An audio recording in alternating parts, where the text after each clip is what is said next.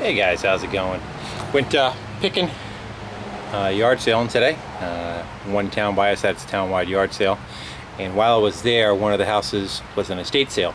And you know, where they hire the company to come in and clean out the property. And the guy did a lot of woodwork and some metal stuff. And so that was predominantly where most of the stuff came from. So still in the back of the truck, just a bunch of metal that was stacked up in the garage that I grabbed. Some plate, some angle, some thicker solid stock down below. But that's always good to have in the garage to cut up and make little things out of. So I don't know, that's probably about 200 pounds of steel in there. Again, add to the hoard. And one of the other things was an old flexible flyer, I think it is. What was the name of them? Oh, it's a radio flyer, that's it. Wagon, somebody painted it. But that's got to be 50s, I'd say. And it still has the hubcaps on it. Tires actually look pretty good too. So they may sandblast up and actually kind of clean up. So, I don't know, I grabbed it just because it looked cool and it was old. And I'm a hoarder. And then at a different yard sale was this bike. It's a Schwinn Bantam. I don't know if they have any collector's value to them at all, but it was $2, so I grabbed it. One thing I thought that was kind of cool is the top tube comes off, so you don't want your son to be made fun of riding a girl's bike. They would add that tube to the top, or if you had a girl, you took that tube out, and it turned into a girl's bike. Schwinn right there. I'm not sure how old that is.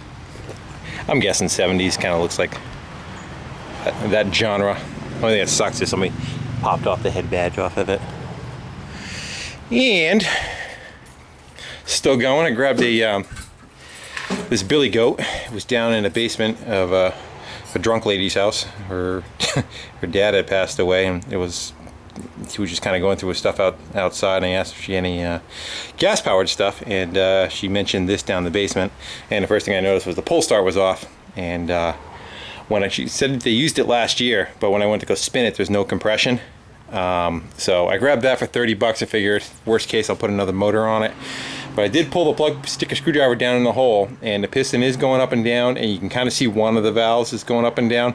So it's either it burned out the rings, or one of the valves is stuck open. I have a feeling one of the valves are burnt or stuck open. So that could be a fix with the original motor that's on there. And with that, I do have the pull start too. And those are fairly decent. You probably get like $300 for that when it's all said and done in the fall when everybody's doing leaf cleanup. What's also cool too is it has the lever going up to the handlebar, and it adjusts the chute, the angle, and the height of the chute, instead of having to do it manually. What else we got? This guy, which was pretty cool. It's a fire poker set, but I grabbed it just because of the brass heads that are on it. That guy, brass or copper, probably brass, and that one's got a duck on it. So I grabbed those two, and I like using that kind of stuff for like shifters and levers and all on different builds. So I grabbed that. It was like $15, and then it came with some extra pokers, and we'll just use those for the outside fireplace. And then a set of brass ducks. They're not made in China or anything. I don't know what the name is. But they're just bookends, but they thought they looked pretty cool too. I could probably use them for something. It says made in Korea. Alright, that's that. And then this is again at that same yard sale that had where I got all the metal, was this the Bridgeport Voice. And this thing is pretty massive. It's got to weigh 60 pounds. Give you an idea, you know, my hand just covers that part of it. So yeah, that thing's probably 18 inches long by about 10 inches wide, 12 inches wide total. And that thing's awesome. Plus it rotates on the base too, and it's got the degree wheel on it, telling you where you are. So I think that may find its way to my drill press and use that. And that was sitting on actually an I-beam. I'll get to that in a second. Big section of I-beam, like 2 feet by 2 feet by 8 inches wide. And I thought it was connected to it. This guy, again at that same house. Why is everything upside down? know, it was a rental place. Maybe they sold it after it was a rental. But it's a Bosch hammer drill, and decent size. You can tell it's definitely been used a lot. You know, the serial number and everything on it. But it came with a shitload of bits. Probably got,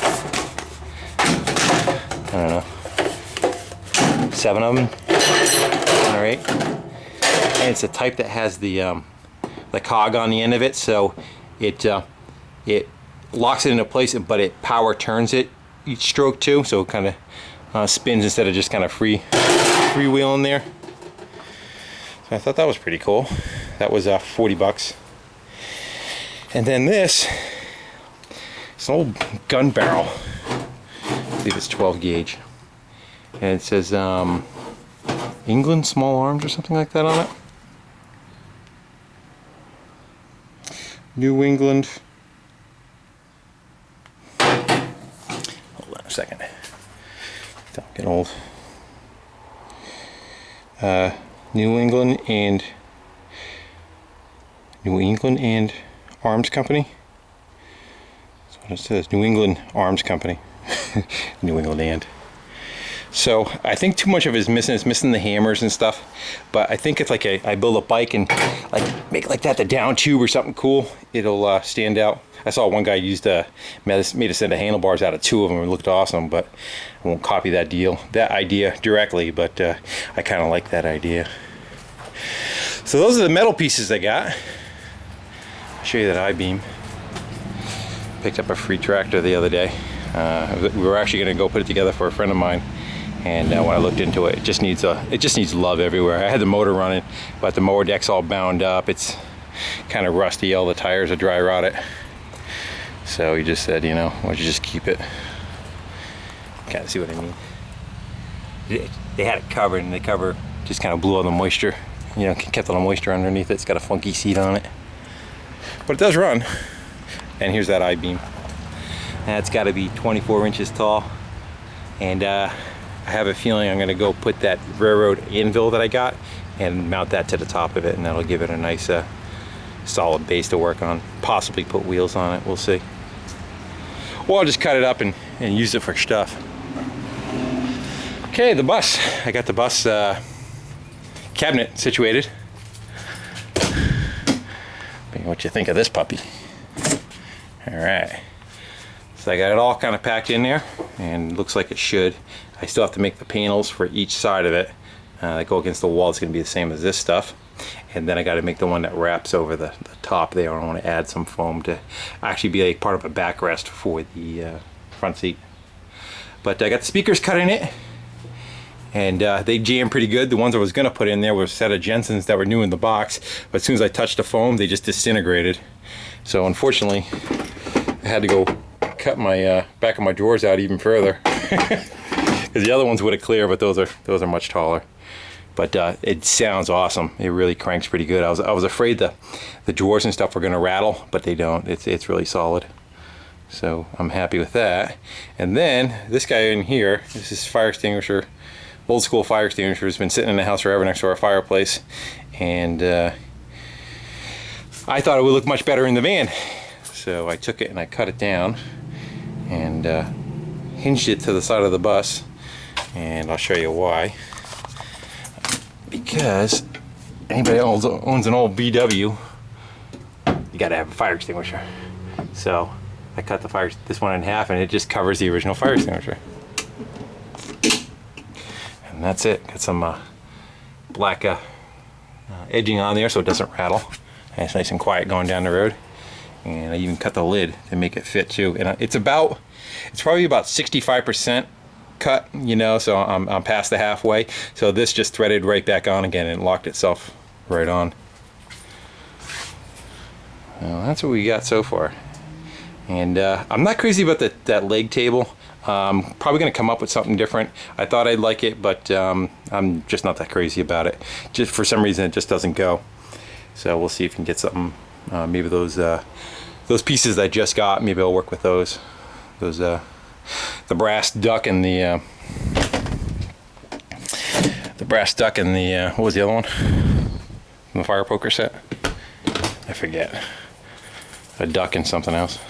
Oh, the cat or the fox. That's what it looks like. Maybe one of those guys will turn into it. Maybe we can cut the base up. My wife said to maybe use the base for stability. So I may go and do that. Alright guys, well, again, as I said, it's 96 degrees right now. A lovely 96 degrees. And I am going to go on my way to go look at that Westie. And hopefully I can kind of like bring the camera out and walk around it. Tell them that I just want to, if I need to look back at it, I have a video. So we'll see how that works out. But I'll do my best to get that on camera. Alright guys, over and out. Take care.